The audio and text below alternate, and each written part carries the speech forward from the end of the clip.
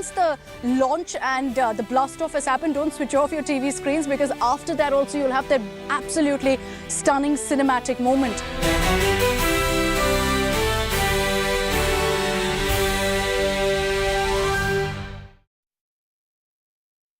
I was in Florida a few weeks ago when the launch was scheduled to happen. Wasn't meant to be because it got pushed several times. In fact, there have been 7 delays in the actual launch date of the AX-4 mission. But obviously no chances can be taken in a manned mission like this one. So it's been a long wait for all of us, but finally the date has been given. Tomorrow, NASA, Axiom Space and SpaceX is confirmed is when the launch will happen. And for all of those details, it's happening tomorrow, 12:01 p.m. Indian Standard Time. It's at about 2 a.m. Eastern Time there. So Florida at 2 a.m. Here in the afternoon on India Today, we'll be getting you all of those live updates. It's at this time that India will be scripting history courtesy Group Captain Shubhanshu Shukla, who is part of that mission. And as in fact the pilot, the lead pilot of this mission, he is going to be the second Indian to go to space, the first ever to go to the International Space Station. And this is how it's going to happen. Remember that this is a collaborative effort. NASA, Axiom Space and SpaceX have come together. The rocket, Falcon, the Dragon capsule, all SpaceX's equipment being used. Axiom is a private body that's involved. And NASA, of course, is also looking into this as a collaboration that's extremely important for them. This mission was originally planned for May 29, so you can imagine how many delays there essentially have been. But it's been postponed 7 times, technical issues cropped up, bad weather cropped up, even an issue at the International Space Station where you will have the Dragon capsule docking and this entire crew, 4 of them, including Group Captain Shubhanshu Shukla, spending 4 days. Now, the mission is being commanded by Peggy Whitson, a former NASA astronaut, Axiom Space's Director of Human Spaceflight. She's done this several times, which is why she is the captain. Then you have Shukla, and it's historic for several reasons. For us in India, of course, but besides that, 2 other countries who've also got their astronauts who are mission specialists from Poland and Hungary. For them too, it's a big deal because much like India, they too are seeing an astronaut going into space after 4 decades. Let me bring in right now Shibu Tripathi, who's joining us with the latest updates on this. Shibu, you know, we've been exchanging notes almost every single day on when this launch will happen. Fingers crossed that it happens tomorrow. You know, there's no confirmation till the very last second, but it looks like now finally everything's come together in the sense that NASA's also given the go-ahead. The last delay happened because of issues at the International Space Station. Definitely, Akshita. This has been a long time. We've been waiting for a very, very long time for this mission. As you rightly said, this mission was initially planned to launch on May 29th. That is about a month ago is when Shubhanshu Shukla was to go to space. But there have been multiple delays, at least 7 delays that we have noticed during the course of the last 1 month. It all began with the first delay was on May 29th itself, when the Dragon spacecraft developed several issues in the harness. Now, just to point it out that this is a brand new Dragon spacecraft that SpaceX has produced for this mission. This Dragon spacecraft was initially planned to return Sunita Williams from space, but due to scheduling issues, they re-designated this mission for Axiom-4 mission. So what we're looking forward now is for the launch. On 29th, when the launch was delayed, it was issued to in the month of June. That mission was then delayed due to issues of weather. There were high winds in the launch area which led to a postponement. That was then followed by a liquid oxygen leak in the Falcon 9 rocket. So we have seen that not just the Dragon spacecraft but the Falcon 9 rocket itself has had several technical snags during this mission. But fortunately SpaceX has repaired all those missions. Now when all those was sorted, we had a leak in the International Space Station, the destination for the 4 astronauts part of the Axiom-4 mission. The last postponement that happened recently on June 19th was due to a leak on the International Space Station. NASA did say that they have stabilized the leak, but they wanted some more time to analyze what was happening. This leak was in the Russian segment of the International Space Station, which then called for a lot of coordination between NASA and Roscosmos, the Russian space agency. Finally, we think all that has been sorted. We finally have a launch date of July 25th. At around 12:01 p.m. is when the launch is scheduled to happen. The liftoff will happen tomorrow in the afternoon. And hopefully this time all will be well and we'll see an Indian finally in space for us. The second Indian in space for us. Yeah, and hopefully this time tomorrow, Shubhu, we're going to be talking about how successful that mission was and how beautiful that moment of liftoff was. But just to elucidate what really Shubhu was talking about, Shubhu, I'll ask you to stay with us, all the delays that we've seen. And it's been a multitude of factors, essentially, that's meant that we've seen nearly a 1 month delay in this mission and liftoff. Let me explain what were the delays. I was there in Florida, couldn't witness the takeoff because of these issues. May 29th was when the first date was given. But it didn't happen then, and this was something, of course, that was pushed much before. Much before May 29th, the announcement was made that, look, it's not going to happen because of an issue in the Crew Dragon. So you had in the Dragon capsule an electrical harness issue that was immediately identified. So much before May 29th, the notification was given that we're pushing this to June 8th. June 8th, however, a message was sent across that the Falcon 9 rocket is not ready, that SpaceX needs a bit more time. It was pushed by 24 hours. And this was, I remember, while I was in Florida, that the communication came through that, look, we're pushing it from a Tuesday to a Wednesday. That Wednesday, June 9th, there were unfavorable weather conditions. There are so many factors. What this tells you is how many issues, factors need to be looked into for this kind of a launch. Mind you, on the same day, there was another launch. But because this was a manned mission, no space for chances to be taken. And that was the message clearly by all of the agencies involved. So then it was pushed again by another day, by another 24 hours. But this time there were several technical issues also that were identified. In the rocket itself, in Falcon, there was an liquid oxygen leak as well as a faulty actuator that was identified. So SpaceX said that, look, no chances to be taken. We need to fix these issues before we go ahead with a date. So this was as of June 10th. Now, right after that, there was, in fact, talk, okay, this could happen in just a few days from now. But then there was another tricky issue that came up, which was the International Space Station. Why does that matter? Because remember that this crew will be at the International Space Station for 14 days. So they wanted to ensure that all issues are ironed out. But it was at the International Space Station that then a leak was identified in this Vesta module. So right after that, there were two other delays that happened. It was then slotted for June 19th, June 22nd. But then, because of the one issue at the International Space Station, we saw it constantly getting pushed. So while in the beginning, it was SpaceX essentially saying, look, hold back for launch, towards the end, it was NASA that said that the International Space Station must be fully ready. But look, now we're at that stage where it looks like we can finally count down to the mission. Tomorrow, 12:01 p.m. is when blast-off will happen. So all of the action that we're going to see of Group Captain Shubhanshu Shukla emerging after quarantine, meeting his family just before that launch, that will all take place tomorrow. Mind you, while we've seen this 1 month delay, all of the 4 astronauts, including Group Captain Shukla, have remained in quarantine. So while, of course, it's been a long wait for them, just imagine how the astronauts have been waiting. But this is something that they fully expect and are fully prepared for. But what can you watch out for tomorrow? What will the launch look like? We've got a very interesting representation of what exactly will happen tomorrow when it's liftoff, essentially. When that countdown of the 10 seconds ends, what happens? I'll break that down for you. This is the structure that essentially will take off. Falcon 9 is the rocket. This is a reusable rocket, so it's the second mission that is being used for. So when it takes off, initially, of course, you will see the ascent of it moving up, and it's super fast speed. The first stage is that of separation, and this is essentially the first stage separation that will happen. This is right after it's left Earth's atmosphere. Now, there are 2 trajectories that you'll need to track here, but I'll focus first on what happens to the rocket. I referred to it as a reusable rocket. Here's why.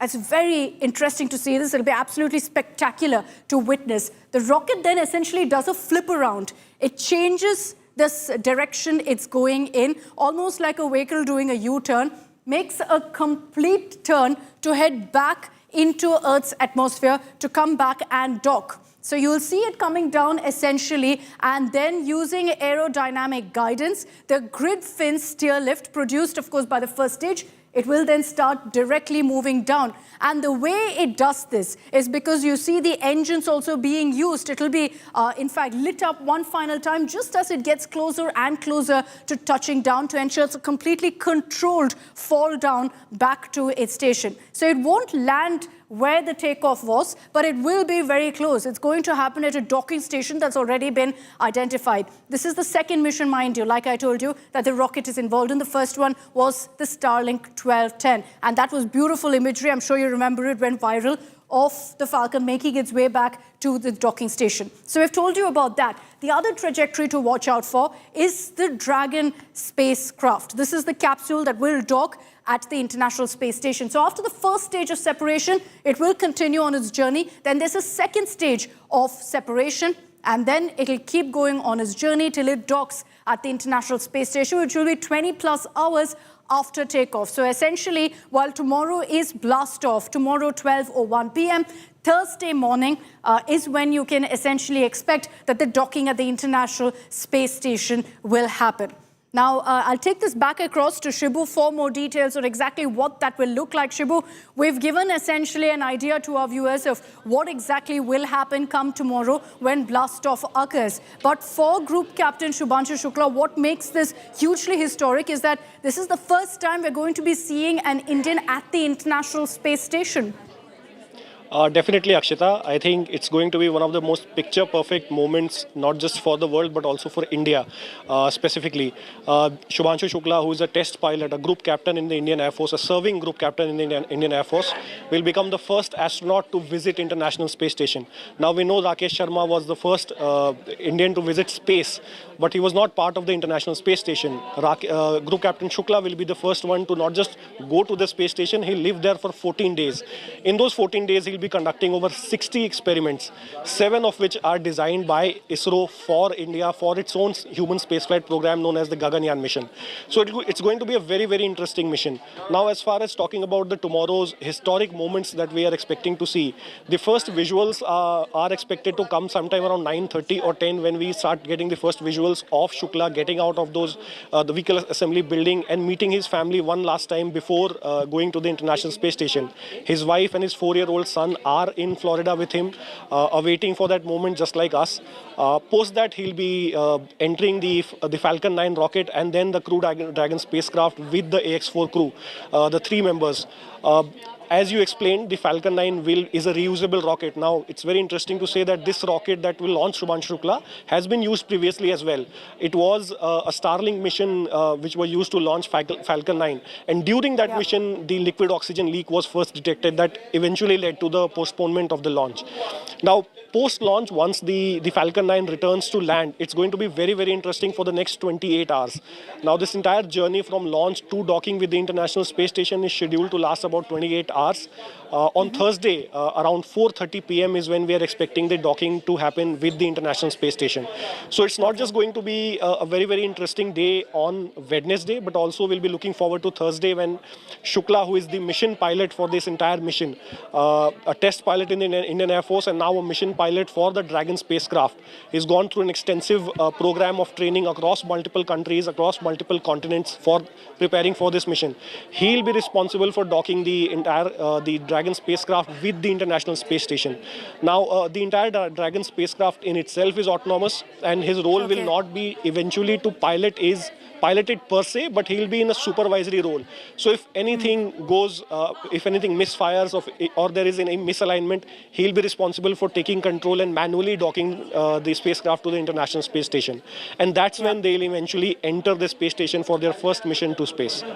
Okay, very, very interesting details though. So, there's very little chance for any control. Everything's automated essentially, and they ensure that everything is set to protocol, that the docking happens successfully and rather smoothly at that. But yes, you're right in pointing out that it's Group Captain Shukla's responsibility to ensure that the docking is successful. And what I noticed in Florida is everyone refers to Group Captain Shukla, including, of course, his crewmates, as Shuks. So that's a nickname, essentially, that's picked up rather well in America. And all of the crewmates, Axiom Space, they all refer to him as Shuks. So here's wishing Group Captain Shuks all the very, very best. Some very interesting images will come in, as Shibu told you, from the moment when he gets out of quarantine. He's going to be meeting his family. Very symbolically, they'll be taken, in fact, to the launch pad 39A at the Kennedy Space Center. They'll be taken there in Teslas. symbolic messaging there for SpaceX, for Elon Musk. But thank you very much, Shibu. Shibu will be live with us from tomorrow early morning as we'll track all those updates and the images that come in from Florida. We're counting down to that moment of launch at 12:01 p.m. But why is this such a big deal for India? Because 4 decades after Rakesh Sharma's iconic space flight, we're finally seeing an Indian going to space. Yes, there's been Sunita Williams, Kalpana Chawla, but the fact that you have an Indian representing the country going to space is a huge, huge deal, and this time to the International Space Station. So let's get you our next report about what Group Captain Shubhanshu Shukla's family also has to say about this rather special moment for them.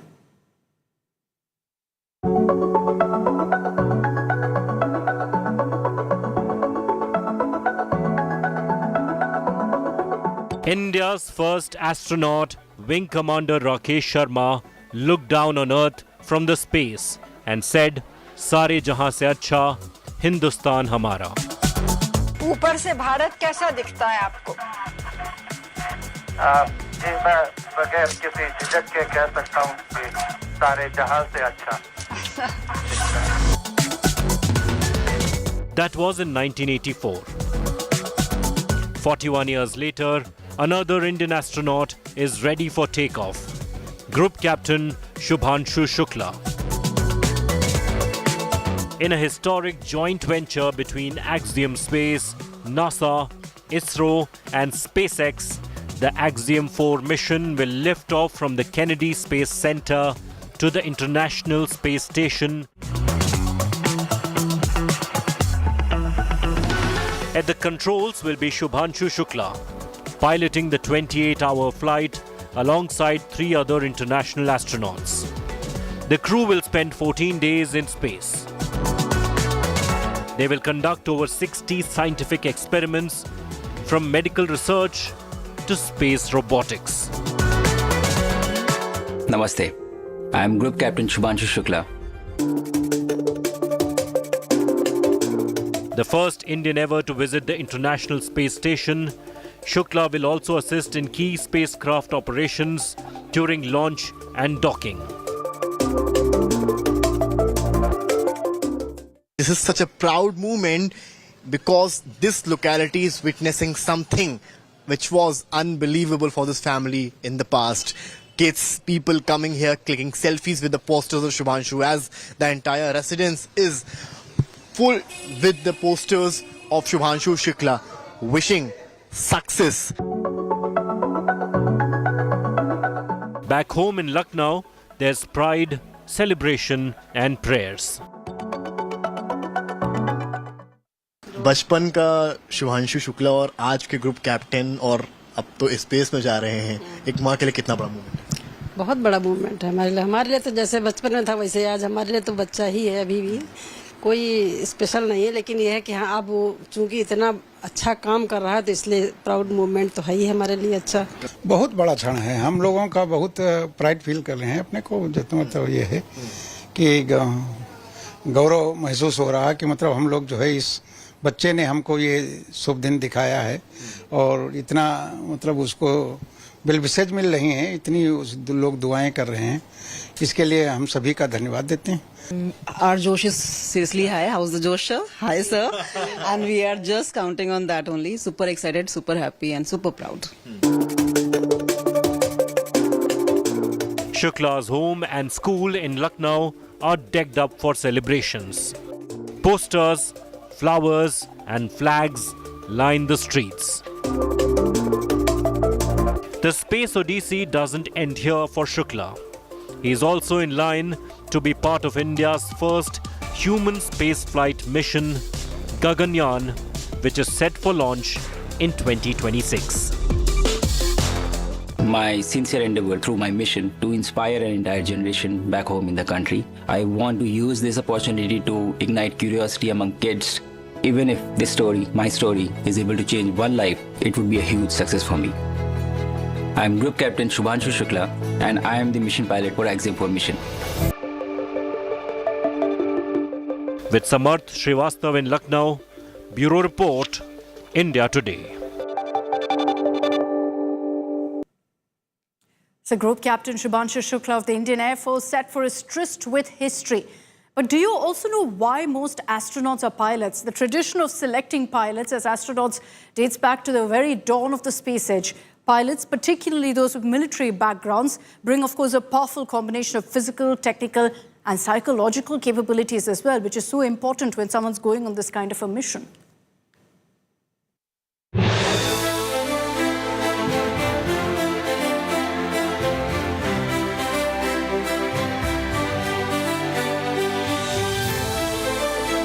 Group Captain Shubhanshu Shukla of the Indian Air Force will be the first astronaut holding an Indian passport to travel to the International Space Station as part of the Axiom-4 mission.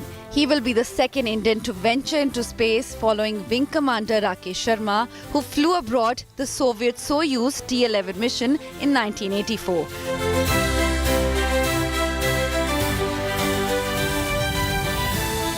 Both fighter test pilots from the Indian Air Force. Even Indian origin Sunita Williams was once a US Navy pilot, and Kalpana Chawla, while not from a military background, was a trained civilian pilot. The tradition of selecting pilots as astronauts dates back to the very dawn of the space age. In fact, the first human to venture into space in 1961, cosmonaut Yuri Gagarin was a trained fighter pilot. Similarly, NASA's first astronaut, Alan Shepard, was also a pilot from a military background. Pilots, especially those from military backgrounds, bring a powerful combination of physical, technical, and psychological capabilities that align perfectly with the realities of operating in space. To begin with, pilots are trained in systems thinking and real-time decision-making. Pilots are physically well prepared for the extreme forces of space travel. Fighter pilots regularly train to withstand accelerations of 5 to 9G, conditioning their bodies to stay conscious under intense pressure. Pilots are also trained in crew resource management (CRM). This includes communication, decision-making, and teamwork under stress. Today, astronauts come from all kinds of backgrounds. About 40% of all astronauts who have ever been to space were from non-fighter pilot backgrounds, and that share is now increasing. Bureau Report, India Today. And mind you, the AX-4 mission is also going to greatly help India and ISRO for Gaganyaan, which is a mission that Group Captain Shubhanshu Shukla is a part of. So how will it really help as far as Gaganyaan goes? Well, number of factors really. First is simply with flight experience. Shubhanshu Shukla being a part of the Gaganyaan mission, and the fact that that won't be his first flying mission to space, will gain vital space flight training and obviously can pass that on to the other crewmates who are also part of Gaganyaan. Remember, there's a backup crew also for this mission, which includes also Prashant Nair, part of the Gaganyaan mission. So he too is getting trained in exactly what it means to be in space. Systems familiarity, exposure to the Crew Dragon, exposure to the Falcon rocket, to the International Space Station operations, to microgravity tasks. It makes a huge difference, not just for Group Captain Shukla, but remember that there's an ISRO team working actively with each of the agencies on this mission. So they also learn so much and so many takeaways for Gaganyaan. Global insights. ISRO is learning from NASA, from Axiom, on safety and crew protocol. What is the protocol, the processes to be followed to ensure that in the Gaganyaan mission too, everything is completely foolproof. So many learnings that we could essentially get for Gaganyaan from this. It also helps India's mission planning framework for operational development, not just in Gaganyaan, but beyond as well. This is a huge opportunity for ISRO also to understand how these agencies who pull off launches, who pull off missions every few weeks and days, how they do it. This will help them understand that. Now, another very interesting aspect is based on the experiments that will be conducted in space. Remember that ISRO has also been able to handpick exactly what Group Captain Shukla will do, the experiments he'll be involved in. Crew nutrition is something they're focusing on. How? They're sending seeds, chosen seeds, multi-variety seeds with Group Captain Shukla to the International Space Station to understand how seeds actually germinate. This experiment will help in planning crew nutrition for Gaganyaan as well. So like I said, many takeaways. We're all extremely excited. but perhaps none more than ISRO right now. A team has been camped in Florida for the last many weeks, waiting for this very moment for launch. And like I said, we're all keeping our fingers crossed that it happens tomorrow at 12:01. Obviously, the number one priority is to ensure the safety of the crew, the safety of Group Captain Shubhanshu Shukla. As I slip into a short break here on Super 6, India's clear vision and our future as far as space missions go is extremely bright. Why do I say that? This is young Dangeti Janvi from Andhra Pradesh. She's set to travel to space in 2029. She is someone who has now completed NASA's International Air and Space Program, the first Indian to ever do so. She's even discovered an asteroid. As in fact we get you these images, 2029, she's the one to watch out for because she'll be heading to space then.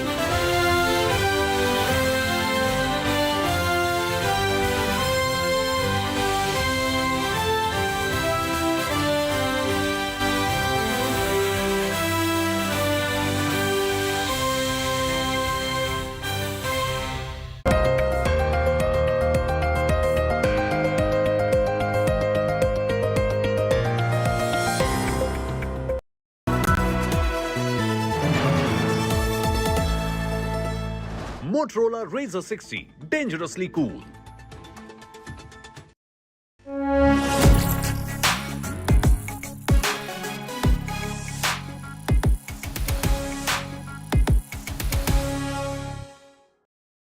Dangerously cool. Go, stop, go. Playing this game like a tic-tac-toe. Sharp as a razor, the flavor bowl. Flip it out, they wanna fold. Keeping them coming. Motorola Razr 60, dangerously cool. Hello, Moto. Motorola Razr 60, dangerously cool. Hi, here are the top headlines presented by Motorola. Lalu Yadav elected RJD president unopposed. New railway fares from 1st July, AC class up by 2 paise per kilometer. Heavy rain triggers flood-like conditions in many states. Get ready to unlock your dream college. India Today's Best Colleges Survey 2025 is here. From top placements to leading private medical and engineering institutes and emerging colleges to best value for money, we've got you covered. Subscribe now and get 500 rupees off with code ITCollege25. India Today Best Colleges 2025. Your key to the right college. Don't miss out.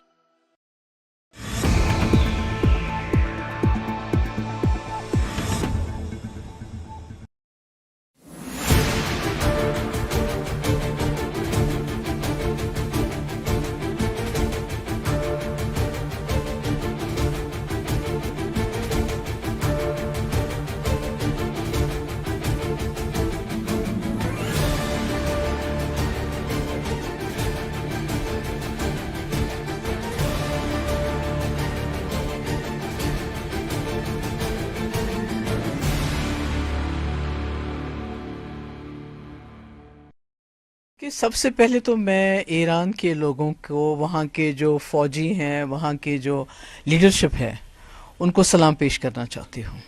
जिस जज्बे से ना तो उनके पास कोई हथियार है, ना तो उनके पास कोई न्यूक्लियर बॉम्ब है, उनका सबसे बड़ा हथियार उनका ईमान है और जो उनका शहादत का जज्बा है। जिस तरह से उन्होंने ये लड़ाई लड़ी कि आखिरकार अभी तो खाली चमन गोइया हो रही है, मगर मुझे पूरा यकीन है कि उन्होंने अमेरिका जैसे सुपर पावर को और उसका जो बगल बच्चा है इजराइल, उनको घुटनों पे लाया। मैं अल्लाह का मशकूर हूँ, अल्लाह से शुक्र करता हूँ। अगर ये सीज़फायर सचमुच है तो अच्छी बात है, क्योंकि बेगुनाह मारे जा रहे हैं। अल्लाह करे ये सीज़फायर रहे। क्या अमेरिका ने घुटने टेके हैं?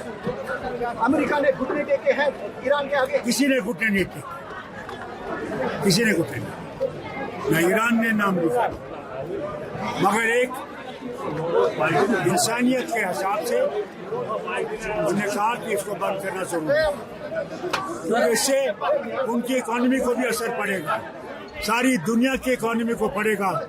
अगर ईरान इसमें चलता रहा तो हम लोग सब बड़ी मुसीबत से इस दुनिया में पड़ेगी।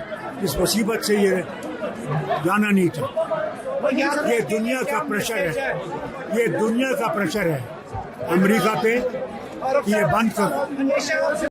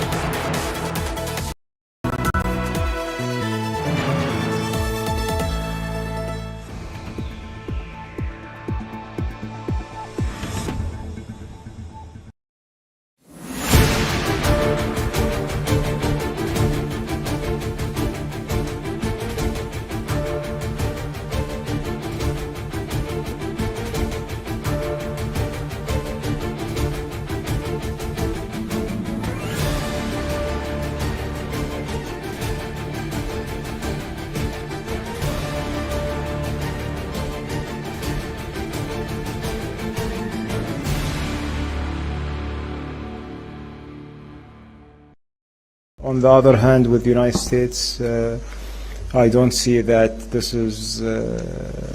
has any impact on the relationship with the United States.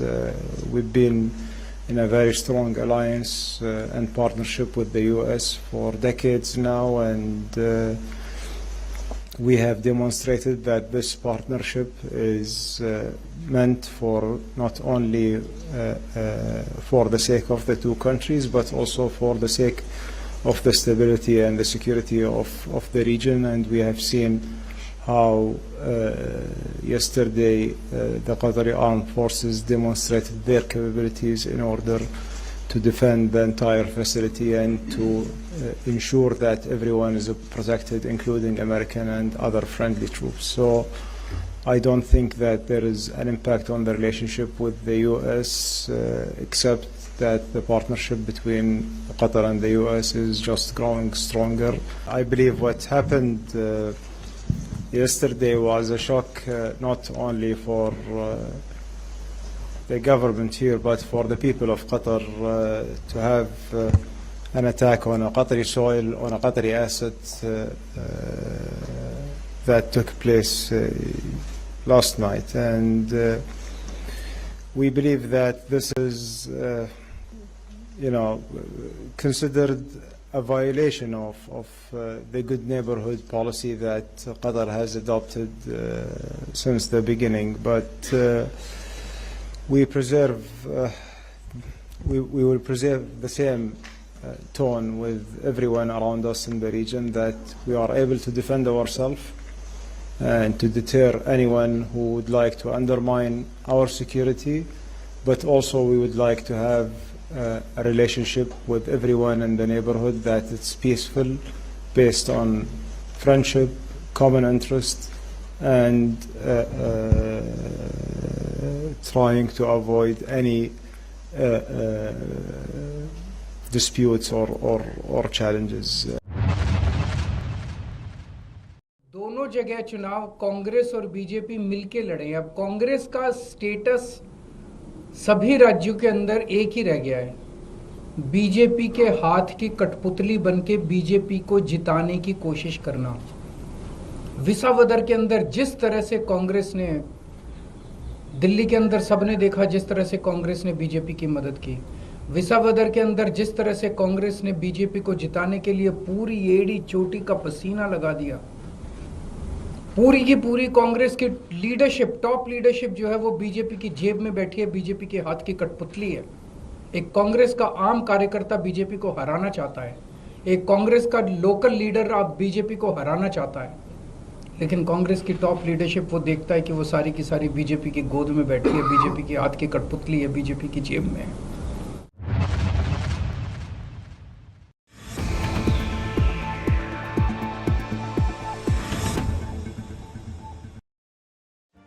Make your media plan smarter with India Today Live TV on your connected devices. Amplify your brand with 100 million smart internet viewers. To advertise, mail us at sales@aajtak.com.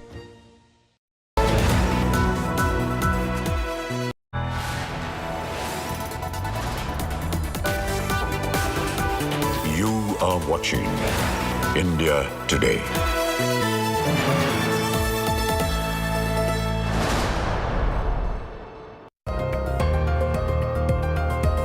Welcome back. You're watching Super 6. So let's get you details of what's playing out in Tamil Nadu with months to go for the state assembly elections. Remember, the AIADMK and BJP have announced a tie-up. There are clear differences. Over this video now that was put out at an event in Madurai in which the BJP was also present. Now, tensions have surfaced within the AIADMK-BJP alliance after a Murugan devotees conference held in Madurai sparked political outrage over a video that was shown. In this video, there was a criticism of Periyar and of former Chief Minister Annadurai as well. Seeing this particular video, the DMK put the onus on the AIADMK, questioning if they're okay with these kind of videos insulting leaders that they followed being put out by their ally. The AIADMK therefore was under pressure and so issued a clarification distancing themselves from the controversial video. They also condemned what this video showed, the portrayal of Periyar and Anna. And what this has again put the spotlight on is the clear differences between the BJP and the AIADMK ideologically as well. The question is whether this will create some sort of a rift ahead of the elections between the two parties as well. They have brought Murugan into a political character and they are using Murugan as a political character. From here, they have put him down to the level of a politician and campaigning for elections, that's all. What do they know about Murugan? Murugan is a Tamil god. What do they know about Murugan? And they say that we are anti-Hindus.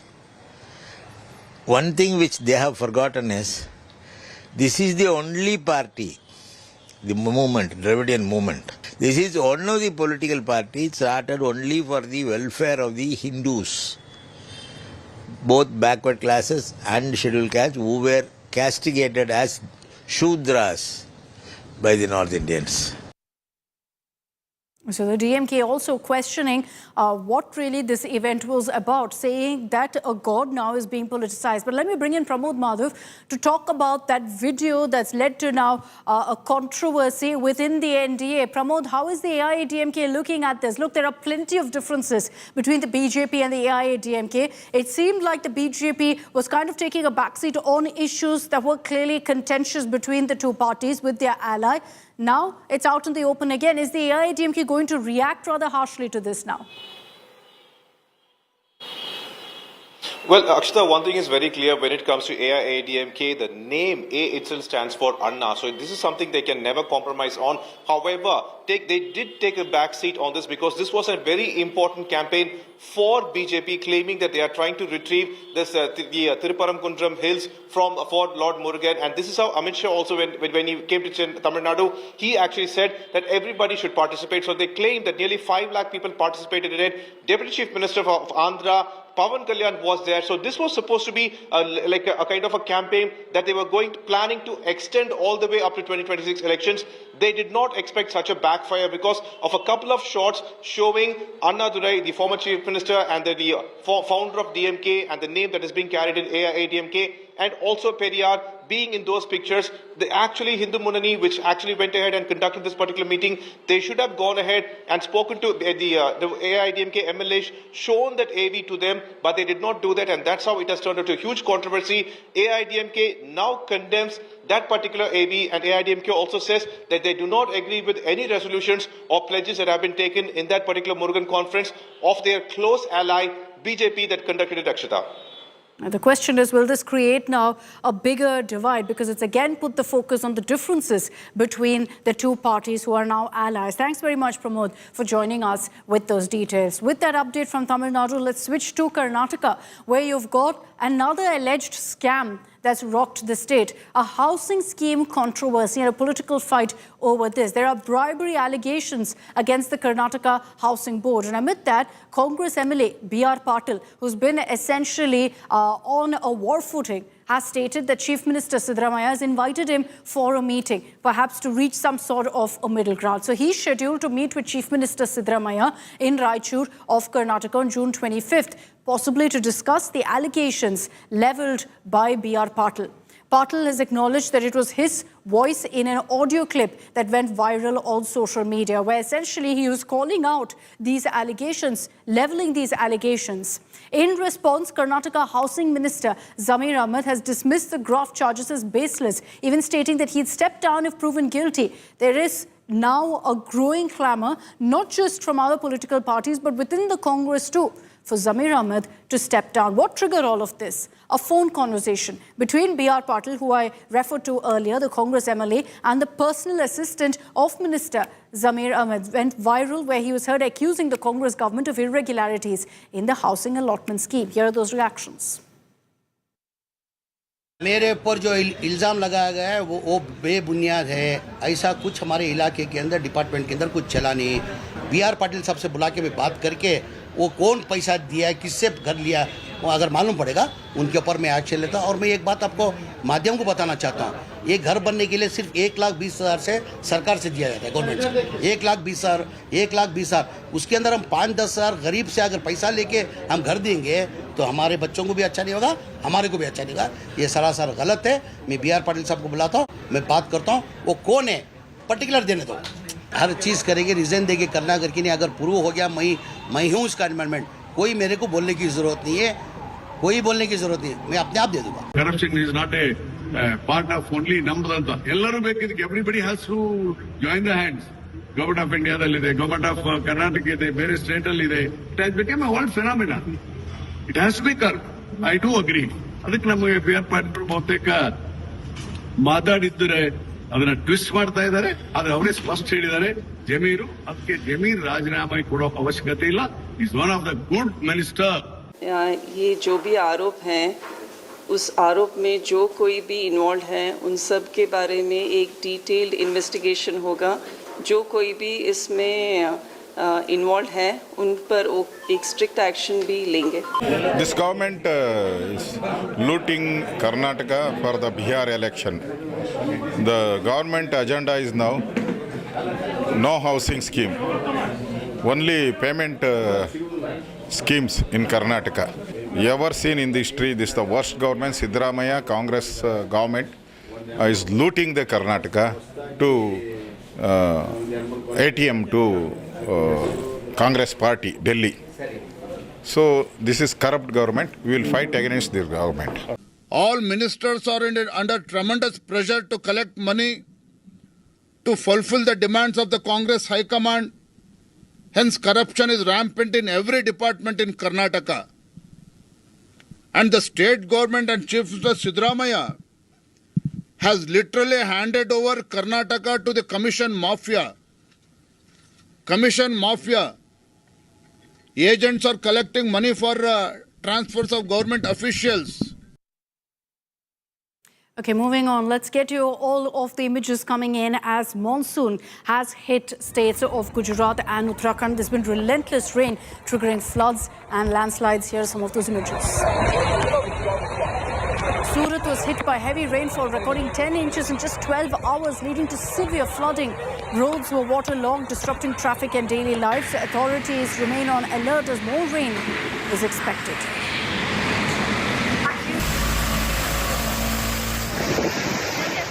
A sharp rise in the Godavari River has led to a flood-like situation in Nashik. Several low-lying areas are submerged. Authorities have issued alerts. They've also kicked off evacuation. Heavy rains in Gujarat's Narmada district has flooded villages and cities like Rajpipla. Cars were seen floating in water. People had to be rescued using ropes as water entered into homes. Heavy rainfall in Bageshwar's Kapkot area triggered landslides blocking over a dozen roads, including the main Bageshwar-Kapkot route. Though some roads were cleared earlier, fresh rains have again disrupted connectivity. Amid rising water levels in the Kansabati River due to heavy rainfall, villagers have been forced to cross this river on wooden rafts, risking their safety.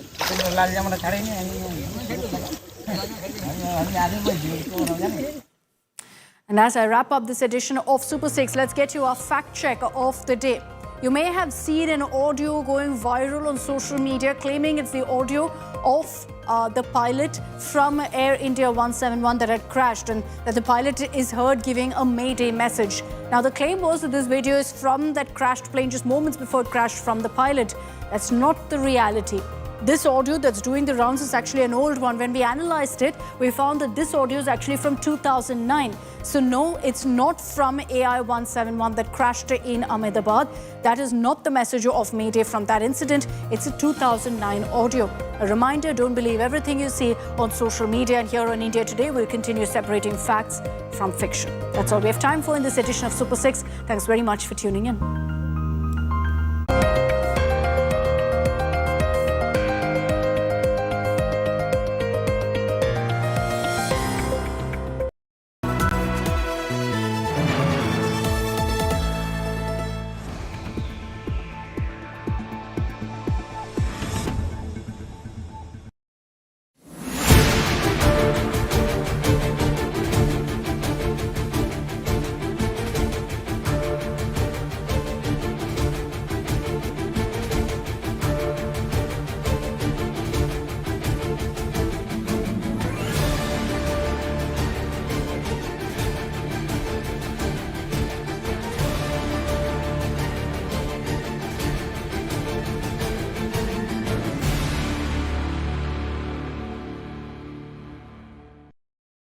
All ministers are under tremendous pressure to collect money to fulfill the demands of the Congress High Command.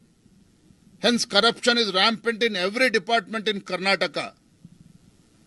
And the state government and Chief Minister Siddaramaiah has literally handed over Karnataka to the commission mafia. Commission mafia. Agents are collecting money for transfers of government officials. Mr. B.R. Patil had made a statement that in Congress government, Siddaramaiah-led government, has high corruption in the housing department, distributing the houses to the BPL holders.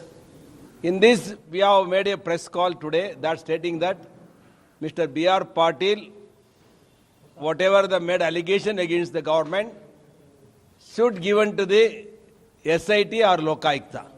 The government should immediately take action against the statement made by the B.R. Patil. I'm right now in Beersheba, where today Iran launched ballistic missiles on the residential buildings, and the state of destruction is quite evident. The impact of this destruction is evident on this particular building. This is a multi-story building which has been damaged, completely devastated. The restoration work is going on here.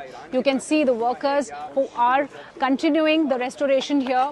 4 people have lost their lives. You can see the signs of devastation everywhere, not only the buildings, but the vehicles have been affected in this whole damage. You see, this is the complex where vehicles were parked. Vehicles have been damaged completely.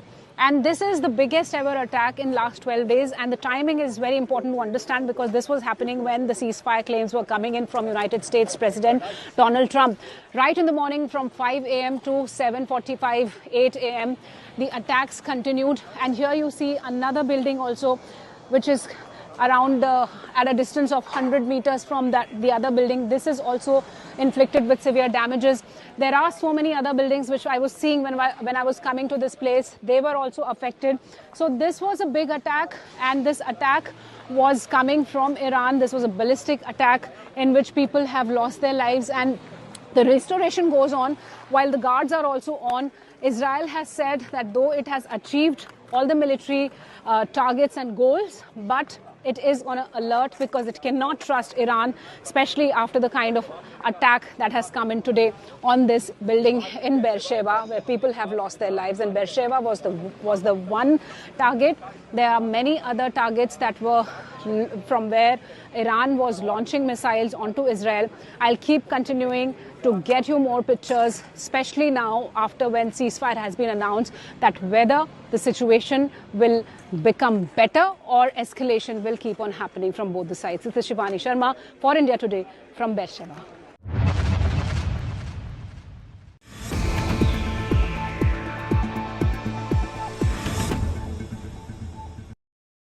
Weather forecast now. Delhi, maximum 38 and minimum 30 degrees. Mumbai, maximum 28 and minimum 26 degrees. Kolkata, maximum 35 and minimum 28 degrees. Bangalore, maximum 28 and minimum 24 degrees. Chennai, maximum 36 and minimum 28 degrees. Hyderabad, maximum 30 and minimum 24 degrees.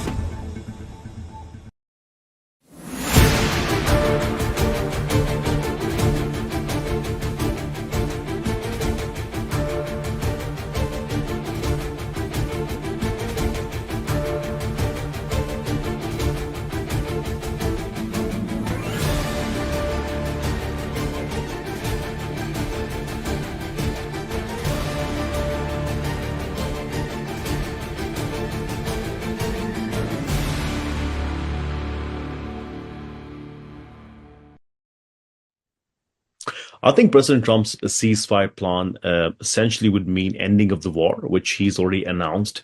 He's expecting both the sides to end the war after the 24 hours, and then he wants them to negotiate in good faith.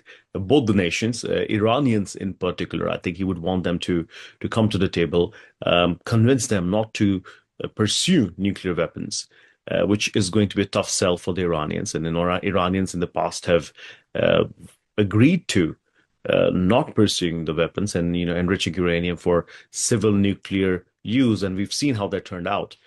So I think it is going